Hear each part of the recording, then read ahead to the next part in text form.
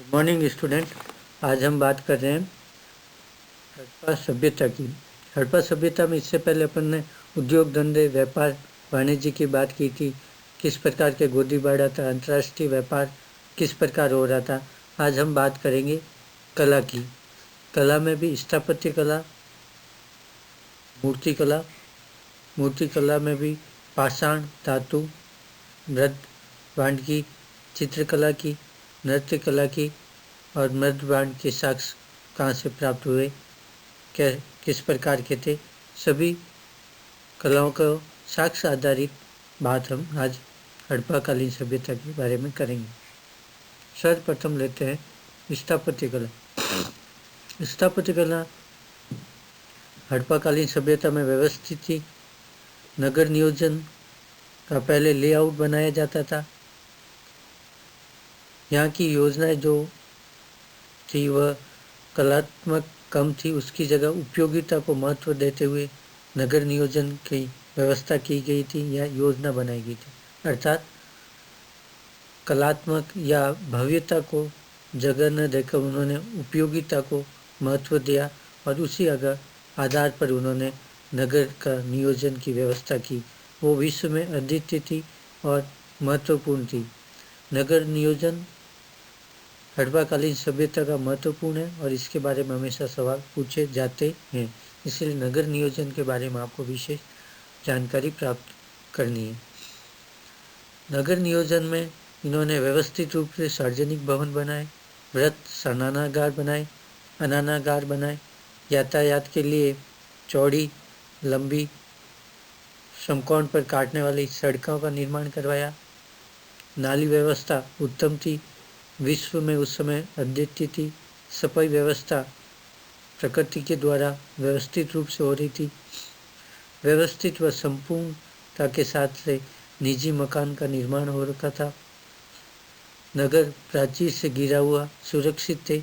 इस प्रकार देखें तो स्थापत्य कला में सार्वजनिक भवन, निजी भवन आदि सभी नियोजित तरीके से बनाए गए थे। नगर को बसाया गया था, वह भी एक योजना के तहत बसाया गया था, जिसमें सफाई व्यवस्था, नाली व्यवस्था, यातायात व्यवस्था, जो आज हम एक नगर में कमियां देखते हैं, उस समय वो सभी कमियां को दूर करके नियोजित तरीके से नगर का निर्माण किया गया था। दूसरा है मूर्तिकला।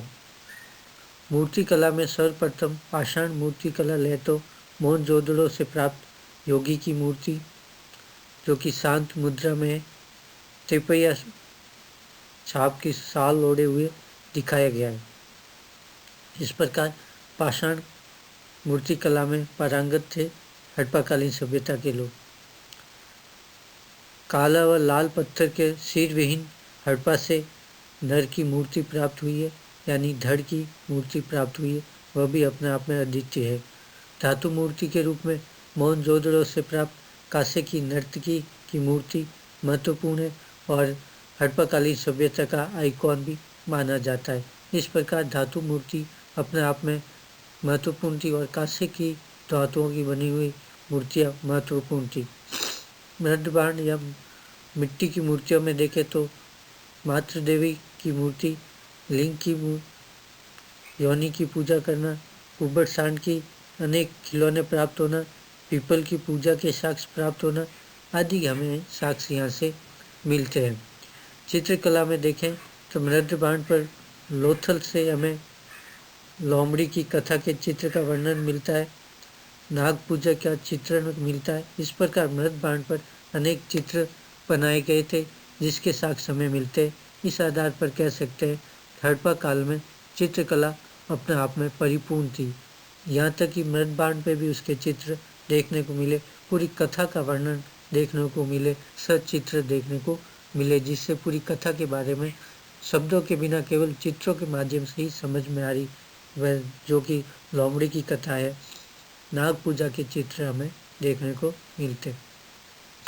नृत्य कला में देखें तो मोहनजोदड़ो से प्राप्त नर्तकी की मूर्ति अपने आप में सब कुछ बयां कर देती। उस समय की नृत्य कला कितनी महत्वपूर्ण थी। डांसिंग डॉल जो बताई गई है उससे नृत्य कला के पता पड़ता है। ढोलक वीणा आदि का प्रयोग होता था। इस प्रकार मनोरंजन के रूप में मूर्ति कला, स्थापत्य कला, चित्रकला, नृत्य कलाओं का संगम यहाँ पर देखने को मिलता है।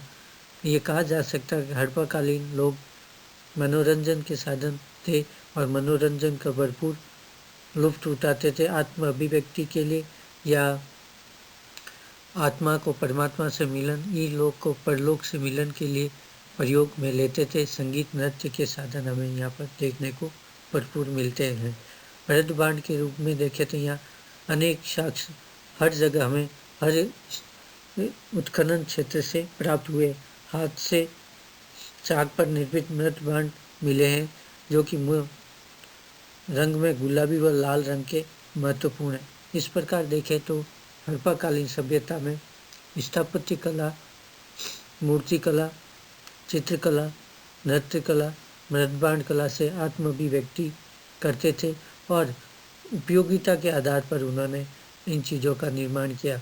वह भले सार्वजनिक भवन हो या निजी भवन हो या फिर नृत्य की मूर्ति हो, उपयोगिता के आधार पर आत्म अभिव्यक्ति के लिए, मनोरंजन के लिए, सुरक्षा के लिए और व्यवस्थित जीवन जीने के लिए उन्होंने कलाओं का निर्माण किया और अपने आप में जो कि अद्वितीय था, जिसमें कि नगर नियोजन अपने आप में महत्वपूर्ण ही नहीं कि विश्व में अपने आप में अद्वितीय था। पूरे विश्व में उस समय कहीं पे भी ऐसा नगर नियोजन देखने को समकालीन व्यवस्था में नहीं मिलता।